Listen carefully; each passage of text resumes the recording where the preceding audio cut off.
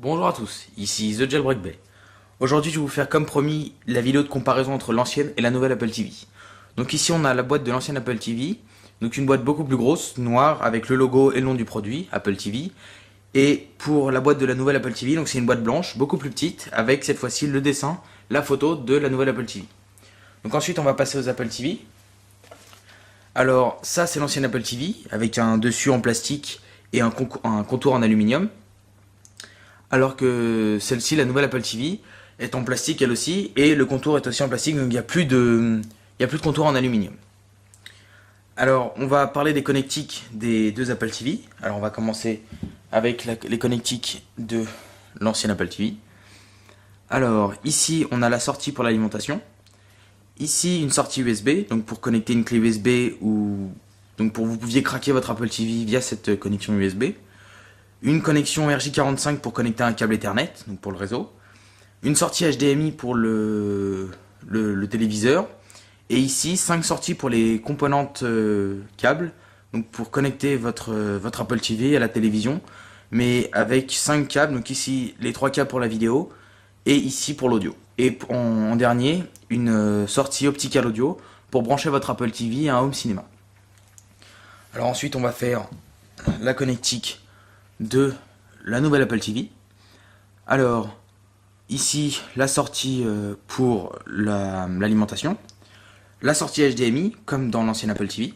Une sortie, cette fois-ci, micro USB.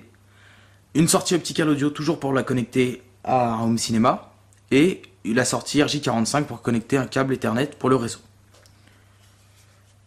Donc ensuite, comme l'a dit Steve Jobs dans son keynote, la nouvelle Apple TV représente un quart de l'ancienne Apple TV.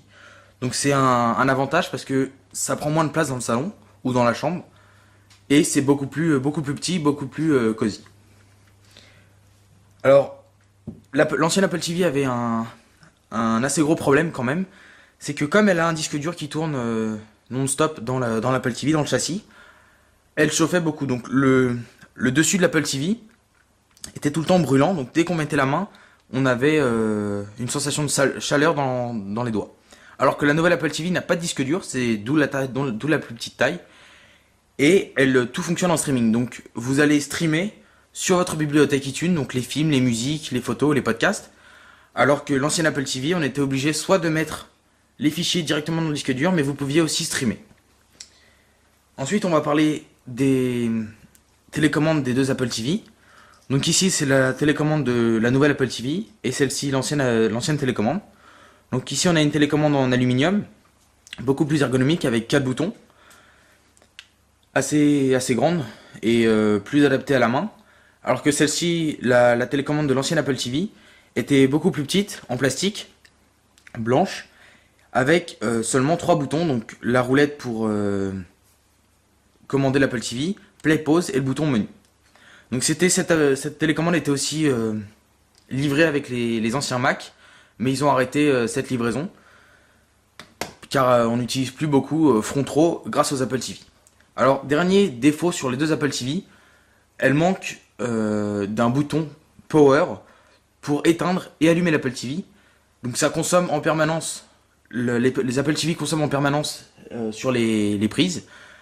Alors on est obligé de débrancher la prise pour pouvoir arrêter le courant, alors qu'on aurait eu un petit bouton Power pour l'éteindre ou l'allumer.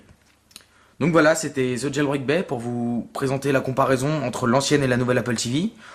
Merci d'avoir regardé la vidéo et on se retrouve la prochaine fois pour le test un peu plus précis de la nouvelle Apple TV.